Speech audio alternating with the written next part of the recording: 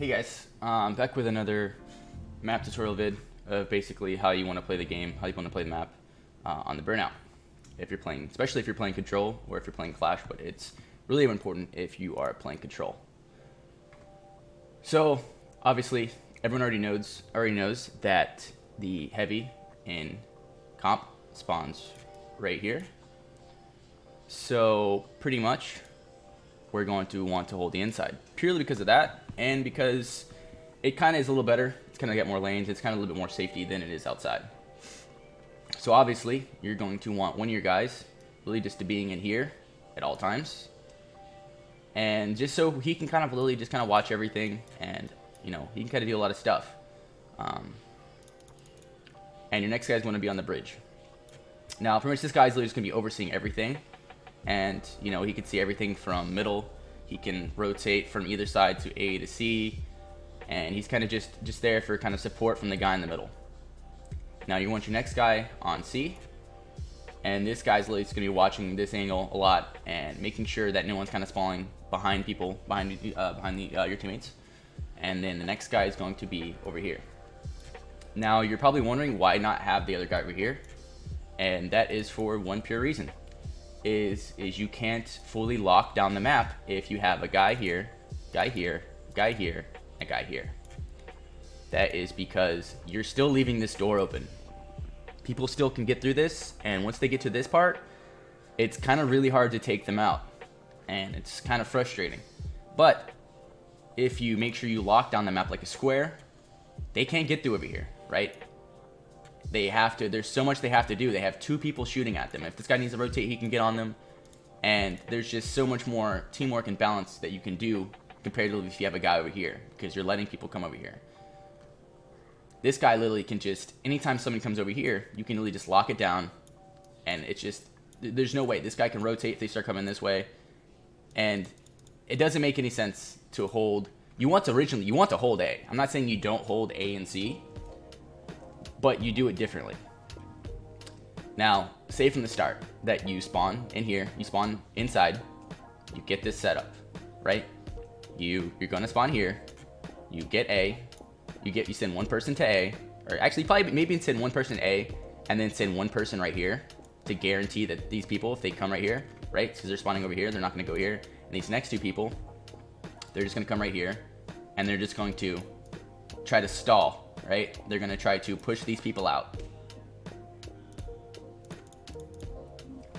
And once you get this set up, if for some reason they brute force their way, they send everyone this way, right?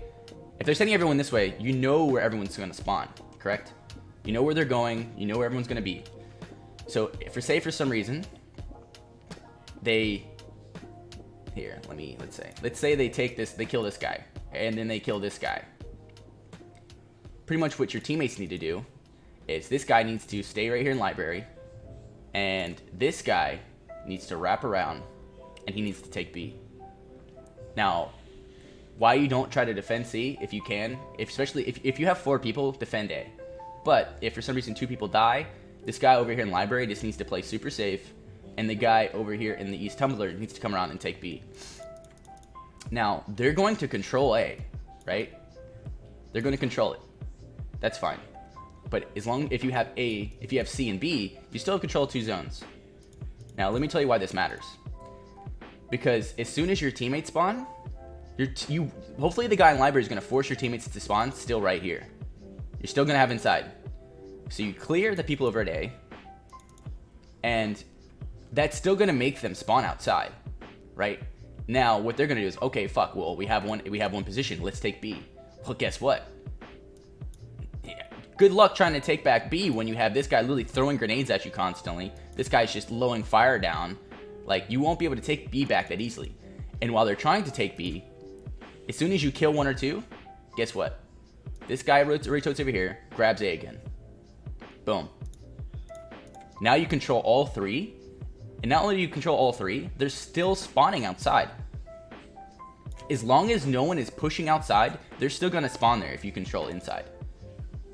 So not only do you control all 3 positions, you know, you're just going to keep, they're going to keep trying to get B, they're going to keep trying to get B, And then maybe even try to get around, try to get A again. But it doesn't matter because you still control 2 zones. Or you control 3 zones actually currently. And if they take A, you still control 2. So you're still ahead. And as long as you're trading, you're going to win. You're going to get 2 points for 1.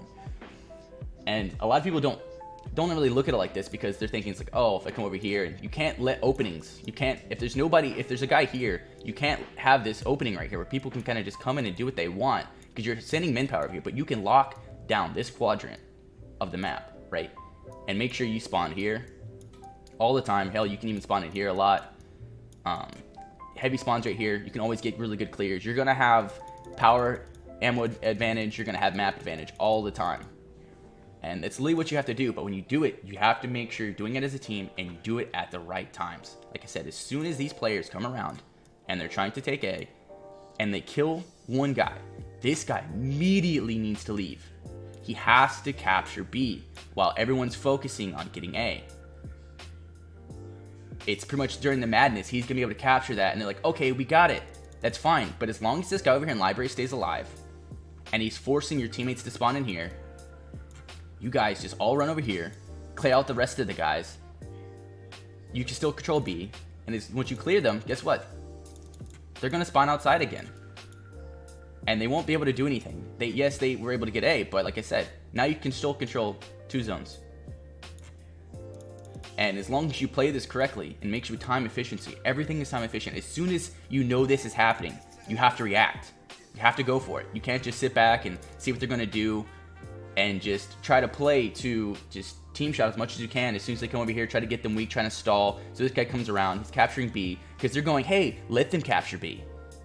You know, we're going to get A, right? And they thinking that's going to be good when it's not, because as long as this guy over here in C, this guy over in library, he just stays alive, right? He stays right here and maybe tries to team shot across, but he doesn't really force anything. He just stays alive because he wants to try to force the teammates to spawn right here so they can come back and grab the control back. All right, guys, thanks for watching. I'm going to try a new catchphrase, which I think is actually pretty good, which is stay alive, Guardians. All right, guys, thanks.